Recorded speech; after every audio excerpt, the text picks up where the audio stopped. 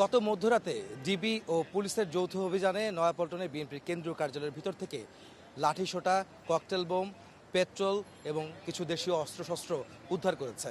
এবং তারপরেই আজকে সকাল থেকে দেখা গেছে যে এই বিএনপির কেন্দ্রীয় কার্যালয়ের অফিসটি সেটি অনেকটাই তালাবদ্ধ।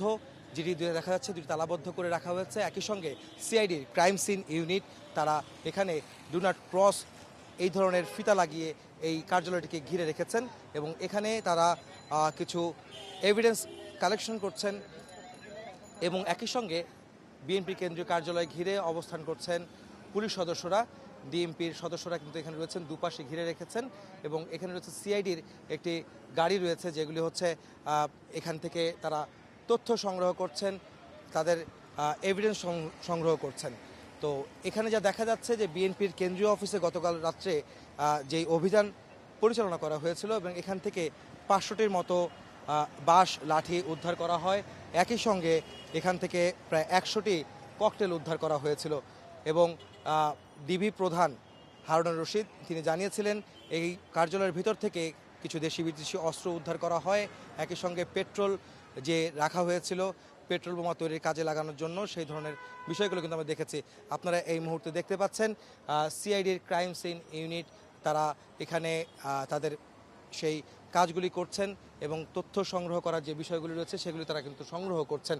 আমরা বলে রাখতে চাই যে ছাত্রদের যে আন্দোলন চলছিল কোটার বিরোধী, কোটা সংস্কারের দাবিতে, সেই আন্দোলনকে ঘিরে গতকালকে সারা দেশে বিভিন্ন জায়গায় বিশ্ববিদ্যালয়ের শিক্ষার্থী, সাধারণ শিক্ষার্থী সহ বিভিন্ন রাজনৈতিক সংগঠনের সঙ্গে যে সংঘর্ষের ঘটনা ঘটেছিল, তারপরে এই সংঘর্ষের ঘটনায় বলা যায় যে পুলিশের দাবি অনুযায়ী যে একটি মহল এই আন্দোলনকে অন্যদিকে নিয়ে যাওয়ার জন্য তারা বিভিন্ন ধরনের অপকৌশল খাটাচ্ছেন, তারা বিভ্রান্তি তৈরি করছেন, গুজব ছড়াচ্ছেন, এমনকি শিক্ষার্থীদের মাঝে বা এই আন্দোলনের মধ্যে নতুন করে তারা অস্ত্র, অর্থ এইসব বিষয়গুলি তারা সরবরাহ করে এই আন্দোলনকে ভিন্ন খাতে নেওয়ার জন্য, রাজনৈতিক একটি তকমা দেওয়ার জন্য মূলত সেই আন্দোলনকে তারা কাজ করেছে।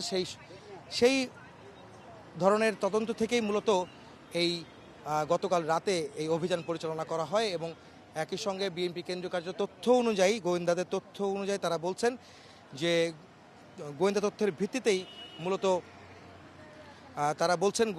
ভিত্তিতেই মূলত এই বিএনপির কেন্দ্রীয় কার্যালয়ে অভিযান চালানো হয়। সেখান থেকে লাঠি, ককটেল বোমা, অস্ত্র এসব উদ্ধার করতে পেরেছেন তারা।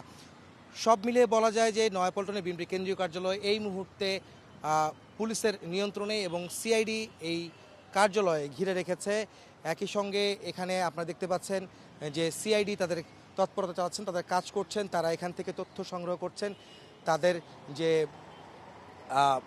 বোম তৈরি কিংবা নাশকতার জন্য যে ধরনের কার্যকলাপ করা হয়ে থাকে সেই সব বিষয়ের তথ্য তারা সংগ্রহ করতেই মূলত ক্রাইম সিনের যে তৎপরতা সেটি কিন্তু আমরা দেখতে পাচ্ছি।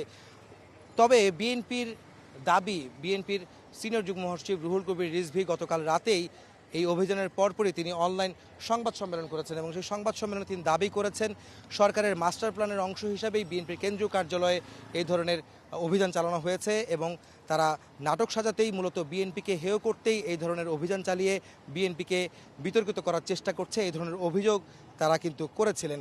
একই সঙ্গে আমরা দেখেছি আজ সকাল থেকে বিএনপির কোনো কর্মী, কোনো নেতা তারা কিন্তু এই বিএনপির কেন্দ্রীয় কার্যালয়ে আসেনি এবং তাদের কাউকে কিন্তু দেখা যায়নি। বিএনপির কেন্দ্রীয় কার্যালয় এই মুহূর্তে তালাবদ্ধ অবস্থায় রয়েছে।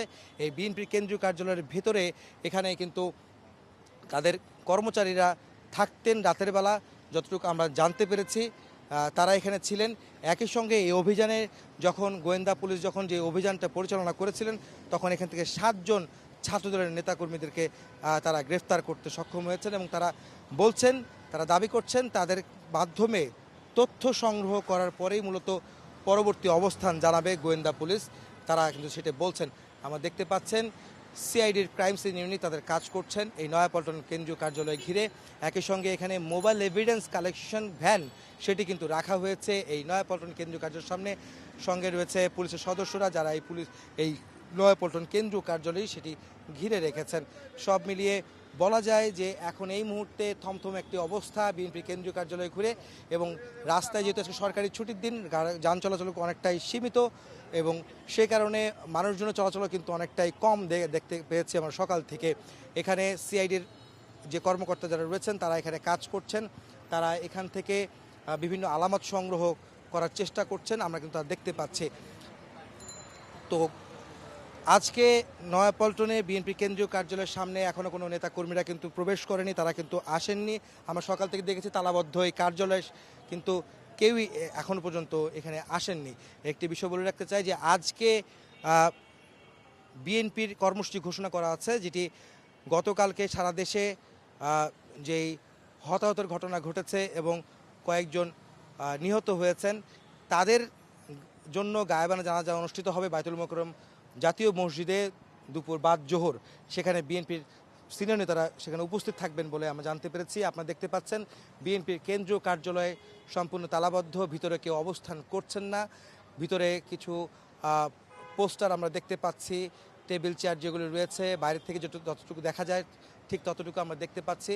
বিএনপির কেন্দ্রীয় কার্যালয় এখন সম্পূর্ণ পুলিশের নিয়ন্ত্রণে রয়েছে, এবং সিআইডি এইখান থেকে আলামত সংগ্রহ করার জন্যই মূলত তারা এখানে অবস্থান করছেন, এবং তারা বেশ কিছু আলামত সংগ্রহ কিন্তু করেছেন। আমরা গতকাল রাতেই দেখেছি, গভীর রাতে যে ডিবি এবং পুলিশের যে অভিযান এখানে পরিচালনা করা হয়েছিল, সেই অভিযানের মধ্যে 100টির মতো বাঁশ এবং লাঠি,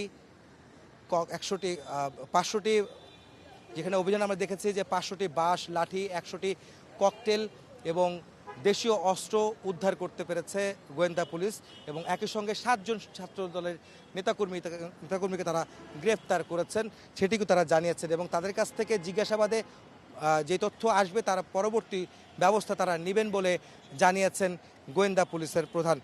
তো এখানে নয়াপল্টনে বর্তমান যে অবস্থা সেটি কিন্তু এখন থমথমে পরিস্থিতি বিরাজ করছে। এখানে কোনো নেতাকর্মী কিন্তু এখন পর্যন্ত আসেননি। নয়াপল্টনে কেন্দ্রীয় কার্যালয়ে তালাবদ্ধ অবস্থায় রয়েছে আমরা দেখতে পাচ্ছি।